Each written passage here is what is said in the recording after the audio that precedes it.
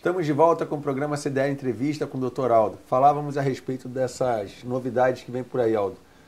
Dê um panorama para quem nos assiste sobre a sua visão do que vai acontecer com o comércio no estado do Rio de Janeiro. Eu acho que o comércio como um todo vai, não apenas no estado do Rio de Janeiro, vai se modernizar muito, vai ter muitas novidades, mas no Rio de Janeiro se torna mais importante por causa desses eventos que estão sendo programados na cidade do Rio de Janeiro. Quer dizer, o comerciante tem que estar preparado, né?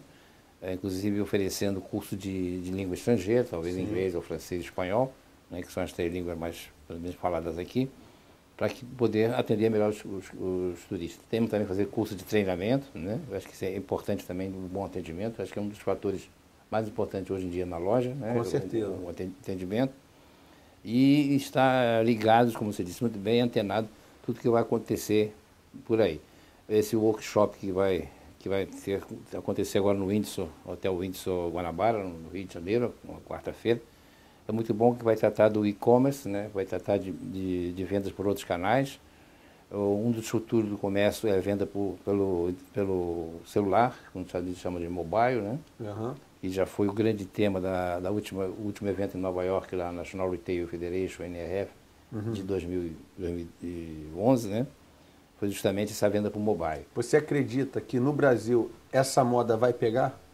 Eu acho que tende a pegar, quer dizer, então não vai ser tão imediato como é nos Estados Unidos, porque depende muito do avanço tecnológico, né? Tem que ter telefonia de última geração, coisa que aí no Brasil não tem, né? Equipamentos, né? Que tem problema de manutenção, etc. Mas é uma tendência mundial, como foi a tendência também pela internet. A venda pela internet ainda não é tão forte como é nos Estados Unidos ou na Europa, mas já é significativa a venda pela internet. Mas o Brasil se destaca hoje no mundo pela questão de que tem mais celulares do que pessoas. Já tem mais de um celular para cada brasileiro. Se essa onda pegar, o comerciante que não aderir a essa nova qualificação aí de negócio vai ficar à mercê de um mercado consumidor promissor, né, Aldo? Inclusive o próprio CDLI, nós temos já um projeto de fazer a venda a crédito pelo celular. É mesmo? É muito interessante, porque pegar, sobretudo, aqueles clientes não bancarizados. Sim. Né? Que, por incrível que pareça, tem uma parcela grande ainda no Brasil que não tem conta bancária. Isso vai possibilitar a venda a crédito pelo celular. Entendi. Aldo, você também faz parte da Firjan, né? Tem assento lá na Firjan. E a indústria do estado do Rio de Janeiro, a gente estava falando muito de comércio, que é a nossa praia, né? Certo. Que é a nossa bandeira. Mas atrás do comércio tem a indústria. O estado do Rio de Janeiro hoje, ele tem vocação para a produção de produtos. Serviço nós sabemos que temos, mas produtos. Nós importamos muito dos outros estados. Eu realmente faço parte do Conselho de Inovação pela Competitividade, que aliás é um tema também muito ligado ao comércio, à competitividade. Com certeza. Eu sou conselheiro, faço parte desse conselho. E uma nossa preocupação é com que não temos mais quase fábricas, indústrias de produtos de consumo. O governo do estado está fazendo um trabalho muito bom, tem investido, por exemplo, na área de petróleo, portos, siderurgia, indústria automobilística, mas indústria, por exemplo, de confecção está muito deficiente, indústria de calçado. Temos alguns polos de confecção, como por exemplo lá em Friburgo, com um polo de moda íntima, em Cabo Frio, com um polo de moda praia. Sim. Assim, são polos localizados, mas não tem um volume necessário para atender a cadeia de lojas. Então, e esse PIB produzido por esse setor no estado é irrisório, né? É irrisório. Não temos mais praticamente indústria de calçado. O estado do Rio já teve uma indústria de calçado excelente, né? É mesmo? Há muitos anos atrás. Brinquedos, não temos nenhum. Indústria de material de papelaria também não. Então, com a questão tributária, isso é um problema enorme, um problema gigantesco, tem enorme dificuldade para o lojista do Rio de Janeiro. Sim. Principalmente com essa invenção aí de substituição tributária. Nós vamos entrar nesse assunto que é polêmico. Pois é, a substituição tributária, esse problema se agrava porque nós não temos como comprar no Estado. É verdade. Então, vamos comprar fora do Estado, que penaliza os nossos comerciantes em relação aos comerciantes de São Paulo ou de Minas Gerais. Tive o prazer de estar almoçando contigo no CDL do Rio de Janeiro, e lá o presidente da Alerj estava presente, o deputado Paulo Mello, e nós falávamos para ele a respeito do que está acontecendo hoje no estado do Rio de Janeiro, que as indústrias de outros estados estão vendendo para comércios desses estados, e essas empresas estão criando filiais no Rio de Janeiro e transferem a mercadoria. Exatamente. Eu fiz um cálculo para uma indústria de ferramentas elétricas, uma máquina comprada em São Paulo, vinda para o Rio de Janeiro, ela vai custar de substituição tributária mais ou menos 17%. Essa mesma máquina comprada em São Paulo, vendida para São Paulo e trazida para o Rio de Janeiro como transferência de mercadoria, ela tem uma ST de 6%. Então, de 4,8%. Dá uma diferença de quase 13%, Aldo. Dá 12,8%. Então, o produto para nós custa 112 e para eles custa 100. 112,80 para eles custa 100. Aonde isso vai parar, Aldo? Está acontecendo já, por exemplo, que as cadeias de lojas de brinquedos, por exemplo, estão desaparecendo. As papelarias pequenas estão desaparecendo, está ficando só as grandes redes de papelaria que tem filiais em São Paulo, né? E brinquedo é a mesma coisa. Está vendo, então, o comércio do Rio de Janeiro está sofrendo, está sucumbindo diante dessa realidade que a substituição tributária, também fizemos um estudo desse lá no Cindy Lojas, mas com outros artigos. O que acontece? A substituição tributária foi criada primeiro para controlar os produtos de grande circulação, que era bebida e cigarro. Sim. Com o tempo, eles foram incluindo tudo, até caderno, lápis, não sei o quê. Recentemente, lá em Natal, falaram que até mandioca está na substituição tributária, quer dizer, é um absurdo, né? E outro motivo seria evitar a sonegação. Ora, com a nota fiscal eletrônica, é impossível sonegar. Então, perde o sentido da substituição tributária. Você tem a nota fiscal eletrônica, tem o Sintegra. O Sintegra, então, perdeu o sentido, quer dizer, só está penalizando o comerciante, somente o pequeno comerciante, e naqueles segmentos que não tem indústria local, no Rio de Janeiro. Porque a gente, de fato, nós não temos como comprar de fabricantes do Rio. Tem como.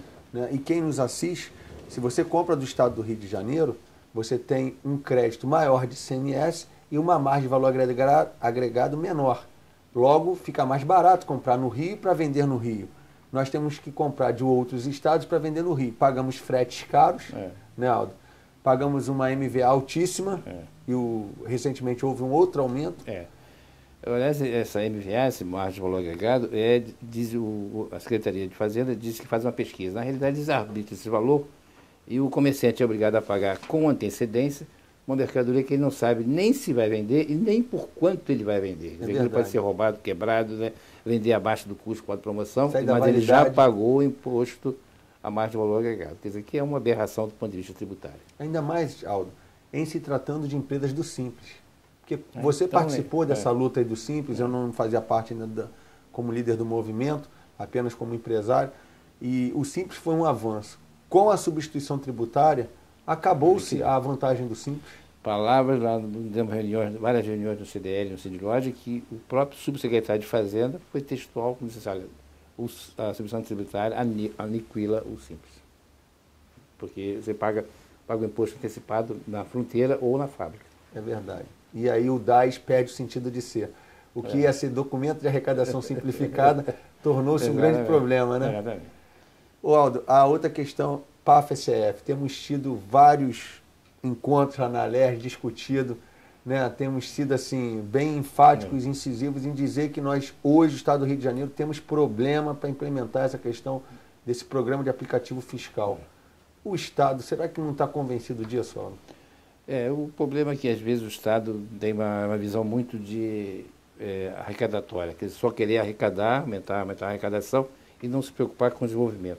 Você sabe muito bem que o comércio é o segmento que mais emprega. Então, tem uma função social extremamente importante.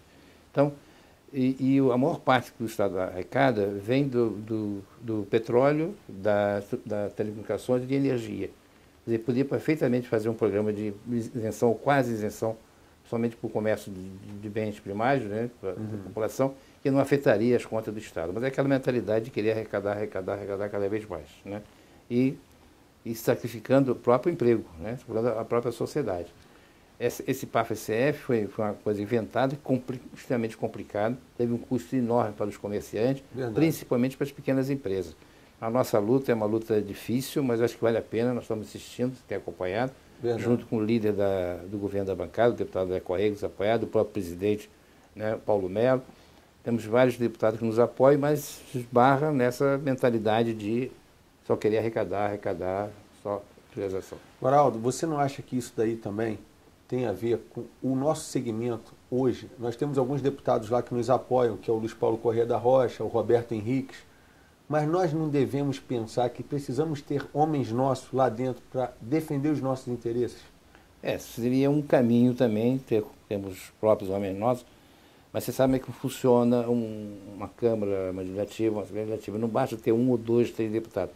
Você tem que ter articulação. É verdade. Porque ninguém consegue aprovar um projeto de lei sozinho, né? Embora seja representante de uma classe poderosa ou não poderosa, mas é preciso que ele seja uma pessoa articulada com outras categorias.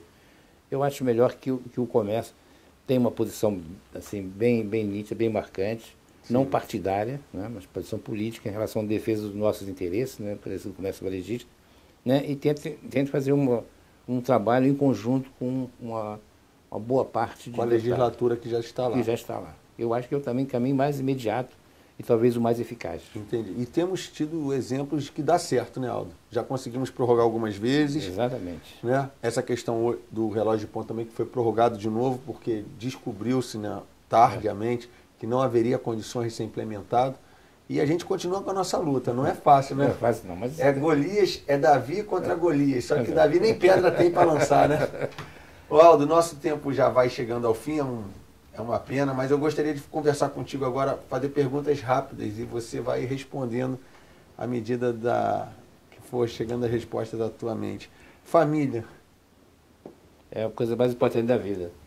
Você é casado, Aldo? Sou casado. Tem filhos? Tenho uma filha de 13 anos. 13 anos. Tá? Você gosta também do comércio? Não, ela não sabe ainda o que vai fazer ainda. Está ainda pesquisando. Deixa dar um tempo para ela pesquisar.